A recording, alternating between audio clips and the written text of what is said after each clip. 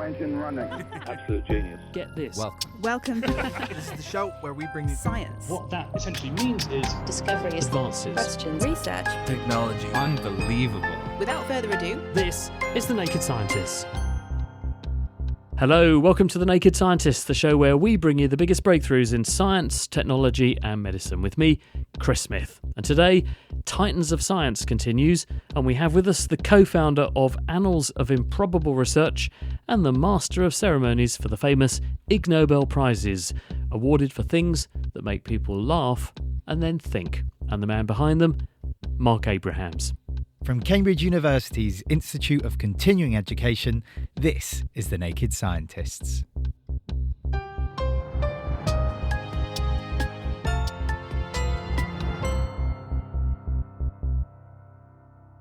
Marc Abrahams was born on the 17th of January 1956. He attended Swampscott High School and then read applied mathematics at Harvard.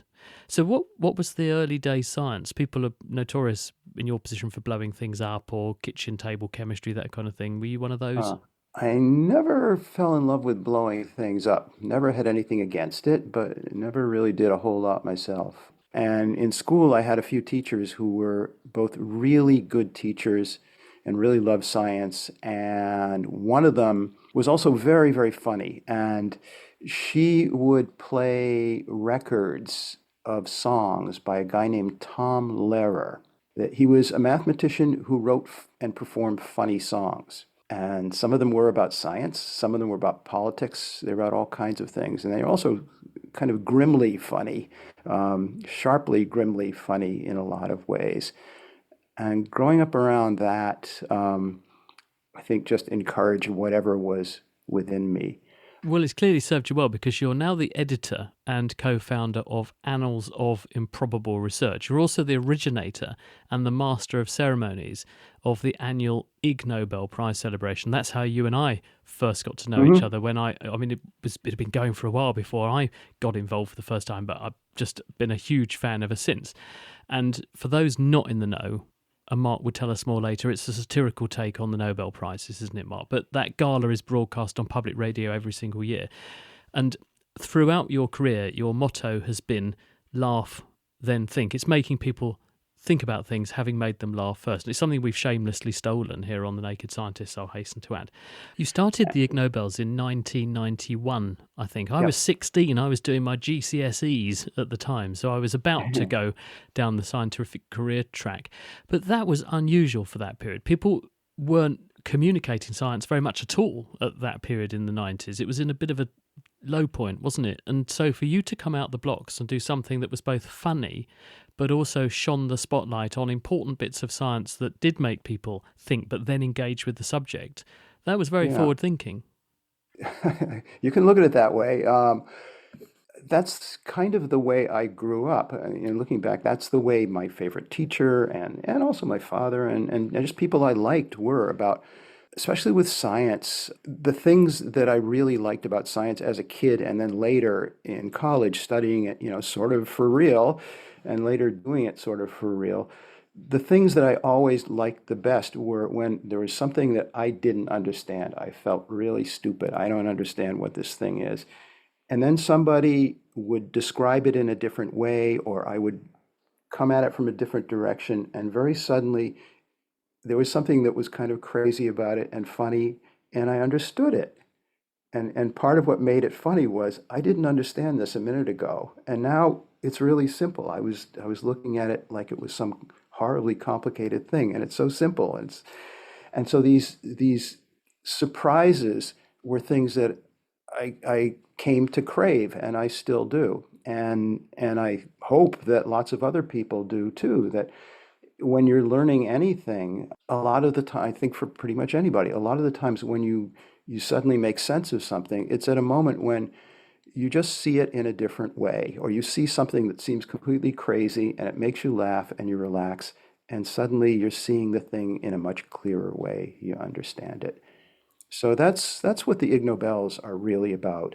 I mean, it started in 1991 was the first ceremony. I just sort of by accident become the editor of a science magazine. Before that, I was doing software stuff. various kinds of things. How does a Harvard mathematician turn into the person who conceives of, launches, and hosts the Ig Uh, Nobel Prizes? You've gone via software development. So what were you doing? since I was a little kid, I liked writing stories and writing about anything and writing about science and just I liked writing stuff, trying to explain stuff to myself or to anybody else, and trying to make it funny because I just like that. And I had a whole bunch of stuff that I had shown only to friends. So about 1990, I started to wonder what would happen if if I took something that I wrote, some of this stuff piling up, what would happen if I tried to get it published somewhere? Because I've never tried. So I sent it off to a magazine. I didn't even know where to send it, but so I asked around. Somebody pointed me toward a magazine that they said was probably long dead, a thing called the Journal of Irreproducible Results, which I'd never seen. I found an address, so I mailed off some stuff I wrote, and a few weeks later got a phone call from a man who said, "Hello, I'm the publisher of the journal. I got your articles.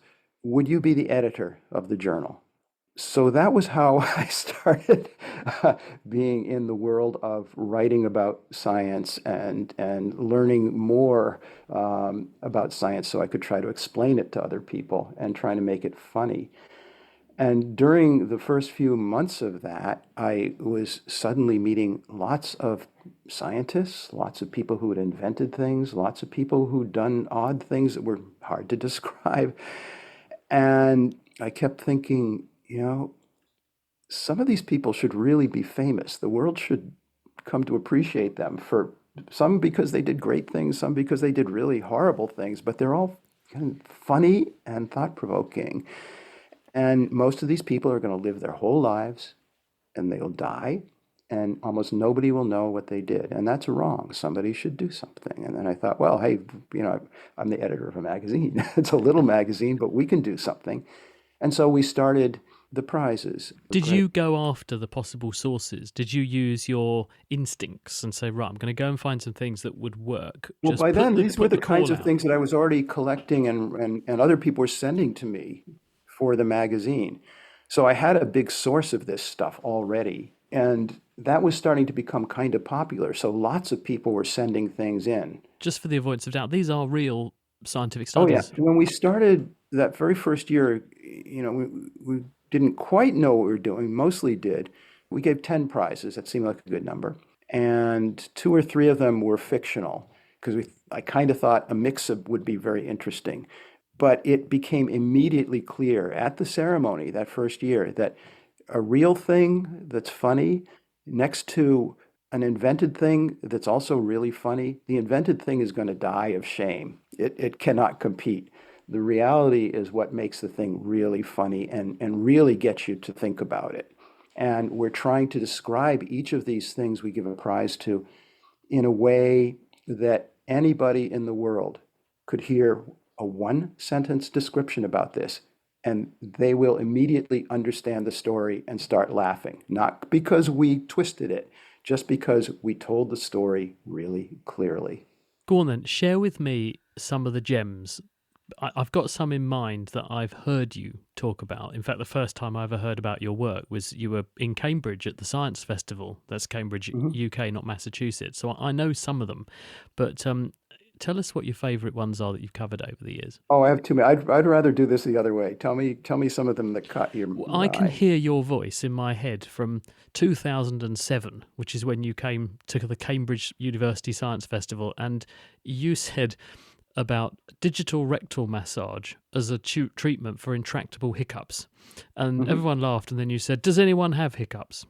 And again, the place erupted. But that was when you captured me. Did you have hiccups? No, I would not from that moment on. I've never had hiccups again. The thought of that, Mark, no. Yeah, and here we see the power of science or something. Yeah, this was a medical report. In fact, 2 medical reports done in different parts of the world by unrelated people. I think the second report may have been people who saw the first one. The first one was a doctor named Francis Fesmeyer. He published a short report in a medical journal. He was describing the malady of a patient he was trying to treat who had hiccups that went on and on and on for days and wouldn't stop. this kind of horrible hiccups that go on for days. It's funny to other people, but it's a horror to the person who has it. There didn't seem to be any reliable treatment for that. There were a lot of guesses. So he went with one of the guesses, and he tried digital rectal massage, and he said it worked. And so he wrote it up, and he came to the ceremony, and he quite proudly put on a rubber glove and raised one finger, and the crowd, cheered him wildly. And no, not a hiccup in the house, presumably. Not that I'm aware of, no.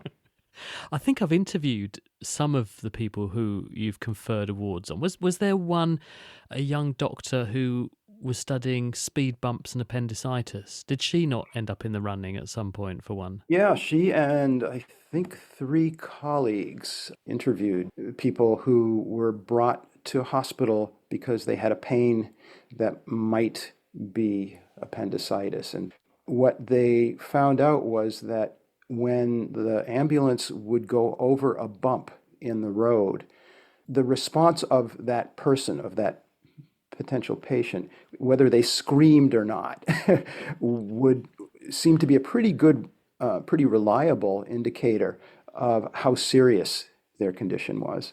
She actually published that in the Christmas British Medical Journal, which, again, yeah. I think, did they follow you, or was it sort of convergent evolution? Because they also, around Christmas time, will publish studies that are serious bits of science, but they're done tongue-in-cheek and with a bit of a laugh in mind, aren't they? Best to remember, they have a long tradition of doing that at Christmas time.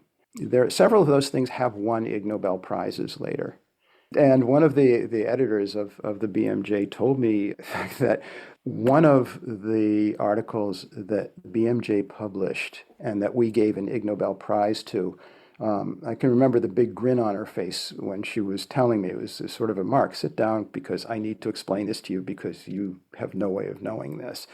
This was a report done by 4 people in the Netherlands. It was the first time that anyone had arranged for a man and a woman to have sexual intercourse inside an MRI tube and to take images of that. I think they reported, I read that paper, I think they said that it was thanks to Viagra that it would just not have been possible in the unromantic setting of an MRI scanner to have sex until the era of Viagra. Yes, there were a lot of details in that report, and there were some images. And anyway, this editor told me that got a lot of attention when the BMJ published it. But she said a few months or a year later, whenever it was, when an Ig Nobel Prize things went through the roof there.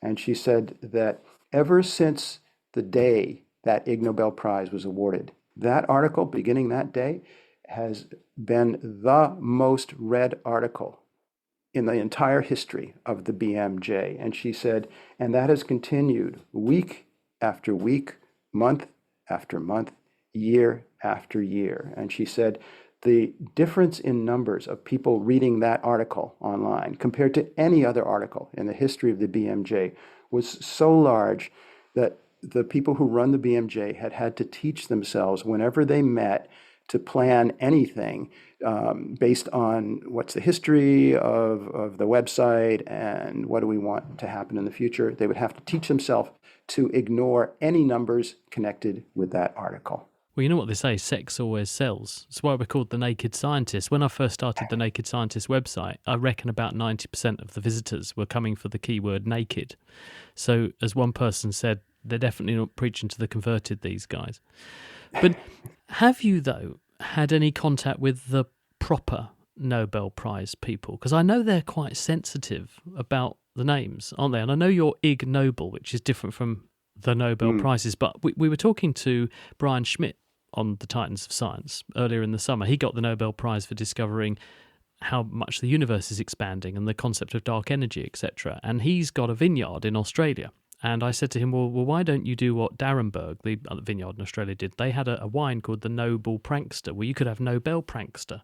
And he said, they've already been on to me and said they're very, very strict about the copyright around the name.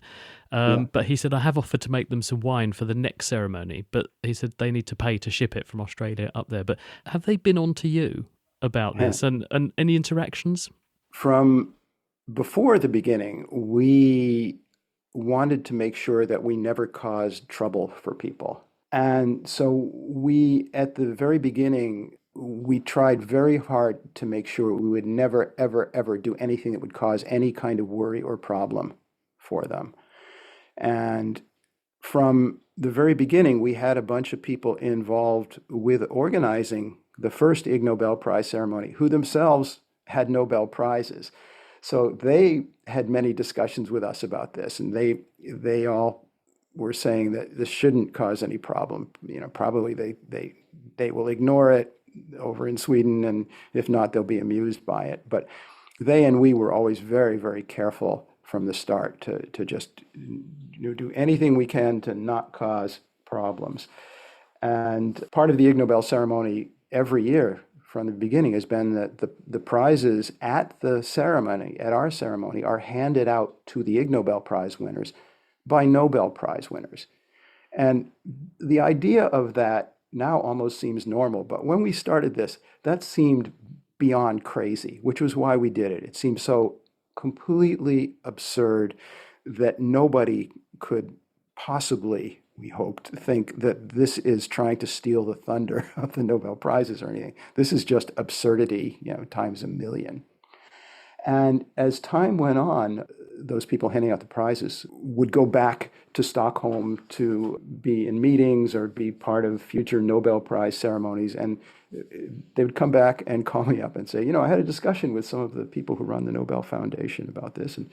And they seemed to be more or less amused. So we all took this as good news. Good, we're not causing any problems for them.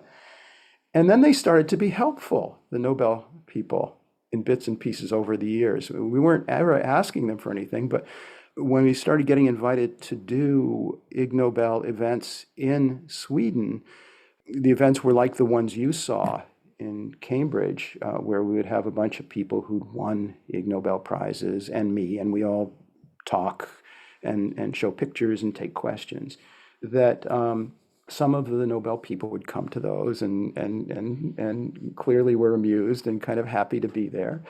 And one year even, I got a email or phone, I forget which, from the assistant to the head of the Nobel Foundation, who said he's going to be visiting the Cambridge, Massachusetts, where you live, in a couple of weeks, and thought it would be interesting to get together. So we got together. I took him and the assistant out to ice cream, the best ice cream place in town, and we had a very fun talk. Not about anything serious. So ever since then, we've continued to try to do our basic thing, which is just not cause any trouble for anybody. That is good to hear. I think one of the other things we probably should mention is, because people who are not familiar with the approach you take, where in many sort of science discourses and things, people are given enormous amounts of time to expand and expound on a subject, you right from the get-go are saying, no, this is all about brevity and making sure people get stuff across really, really quickly. I think that was very far-sighted, because we now recognise in this era that people's attention span has telescoped into about 3 minutes. And you've been saying for a long time, we need to make sure things are conveyed very, very word efficiently with very, very little time. But you had a crafty trick for doing it. You had a Miss Tweety Pie or whatever it was on the stage. You would say, "Shut up, I'm bored," which I think more conferences need that. We have lots of tricks. Yeah. The thing that you mentioned is probably our best invention. We call it Miss Sweetie Poo. In the early years of the Ig Nobel Prize ceremony, we didn't really have any firm limits on the winners giving their acceptance speech or on most of the other things. And one year, the ceremony was really long. The audience didn't seem to mind, but I can remember standing at the back of the stage with some of the other organizers toward the end of this, feeling at any moment they're going to turn on us. They're going to realize how long this has gone. We've got to do something for next year. So the problem here is, if you've invited somebody to go to a lot of trouble to come to your event and make a speech, how do you get them to stop? How do you do it without appearing impolite, without offending them, without looking like you're an ogre of some kind? And in talking it over, we somehow came up with the idea that, a little kid has a power that an adult does not have. And that led with some refinements to Miss Sweetie Poo, the 8-year-old child who tells people after about 1 minute to please stop. I'm bored. And that works. I'm absolutely sure, Mark, no one is saying that right now, though.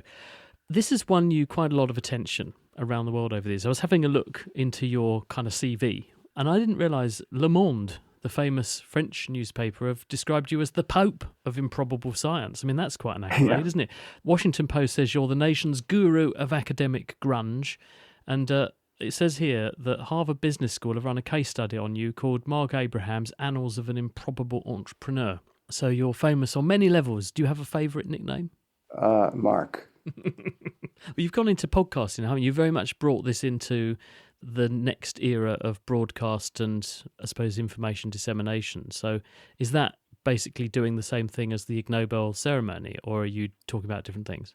You're not doing it at the moment. We shut it down for a while because it was a huge amount of work on top of the huge amount of work. That started about 10 years ago when one of the big radio networks here, CBS Radio, called up one day and said they wanted to get into the business of podcasting. And so they were looking for a bunch of people who did unusual things to start up a podcast. So the first couple of years we were doing it as part of CBS Radio. And then CBS Radio, in a classic modern business story, suddenly decided to blow itself up. So that disappeared. And I'll tell you a story about something else because it grew out of another thing we'd already started doing as live events. The other thing is something we call dramatic improbable readings or improbable dramatic readings. I can never quite remember which title we use. And that was and is to take some of the scientific reports that are piled up here, the things people send us, some of which have gone on to win Ig Nobel Prizes, many of which we've written about in my magazine, in the Annals of Improbable Research. And most scientific reports in the world are written in language that almost nobody would want to understand or could understand. They're written for tiny, tiny, very specialized audiences, and they're written in language that's sometimes intentionally difficult to understand, but should be impressive. However, amidst all the thousands of those, there are some reports that are written very differently. And there are even some reports that are written in a difficult way that have passages in the middle of them that are just beautiful, that if you only saw this chunk of words, you could easily believe that this was written by a great playwright to be done on the stage, or somebody who writes movie scripts, or somebody who writes for TV, or somebody who writes novels. And one day, as an experiment, I invited a bunch of people to come to the public library here in Cambridge, Massachusetts. The head of the library offered to let me use their auditorium. And I brought a pile of these scientific reports, and we had a whole bunch of different people here from many different backgrounds who all seemed to like to perform one way or another.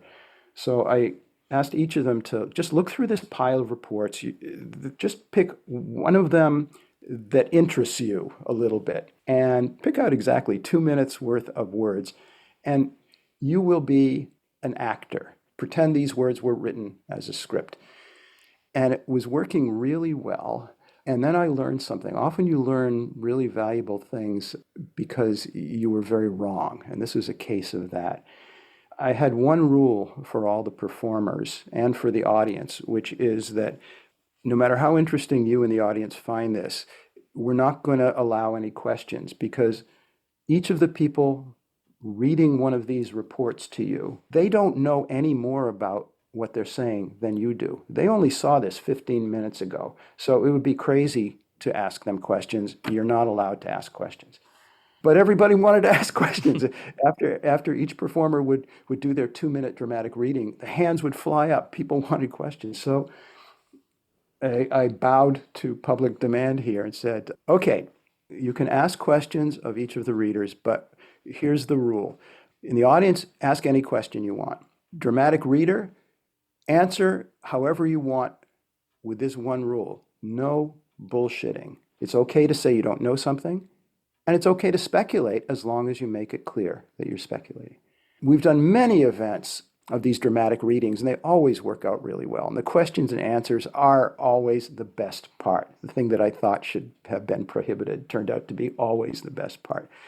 And in the podcast, each time I would get a scientist, or sometimes more than one, to do this same thing. I would give them one of these reports on something way outside their professional competence and ask them, pick out a few words here, a few little passages here, and do a dramatic reading. And I'm going to interrupt you and ask you questions about that, and we'll talk about that. And that's what the podcast is. So we're not talking about the knowledge that's in these things. It's really more about the questions. And so the discussions, because these are all really smart people, we have really fun discussions about if you wanted to know how to do this thing, how would you even begin? And how could you possibly assure yourself that doing this experiment this way would tell you anything at all, that it's not just insane or foolish? That's what the podcast is about. What does Mrs. Abrahams make of what you get up to? Fortunately, she likes this stuff. She's very funny and very smart. And she herself she has a PhD in psychology. She also has a background as an actor and a comedian, and she is very supportive of this stuff. We met, in fact, because of the Ig Nobel Prizes a lot of years ago, in the early years of the Igs. Because the Igs and the magazine really don't have any money, we depend entirely on volunteers. So we'd put out a notice one year that we're organizing this year's Ig Nobel ceremony. We could use a few more volunteers who have a good theatrical background. And Robin, now my wife, was at a point in grad school where she had a little breathing room, and she wanted to get back to doing some theater things and to meet some people. And so she volunteered, and we hit it off. And then she very quickly said, look, you're going to have to make a decision. You can either have a really great assistant for the show, or you can have a girlfriend, but you can't have both in me. And she's been really great. And then you do get both, because inevitably, Yeah. I bet she does. I bet your house is full of these manuscripts, isn't it? I mean, if my house is Oh, yeah. anything to go by, it's Oh, yeah. probably got quite a prodigious amount of this stuff every surface. That's my Well, it used to be, that's my it used guess. to be like that, but now almost all of it is sitting on a hard disk and many backups of hard disks. So yeah, a tremendous amount of material, but it's all in digital form, or most of it. Well, it's been a real pleasure to have the Pope of the Improbable talk to me for the last half Bless hour you, or so. son. Bless you. Thank you for conferring that upon me, and I suppose we all should acknowledge you being the nation's guru of grunge, academic grunge. Chris, there's at something least. I should say to you too, speaking as the Pope. Go on. People are going to be hearing this over the Christmas season, and in the Northern Hemisphere, it's probably pretty cold. And even though I know you like being a naked scientist, this is the time of year to bundle up a little, isn't it? Well, I head down south and solve the problem that way. But yeah, you're right. It's not the season. It is the season to be jolly, not the season to be naked. Yeah. However, in short bursts, why not? Good advice from Marc Abrahams there. Well, that's it for this episode. Do join us next time, though, when Titans continues with a Cambridge neuroscientist who's an expert in OCD, that's obsessive compulsive disorder. And his name is Trevor Robbins. We'll talk to him next time. The Naked Scientist comes to you from the University of Cambridge's Institute of Continuing Education. It's supported by Rolls-Royce. I'm Chris Smith, and from all of us here at the Naked Scientist team, thank you for listening, and until next time, goodbye.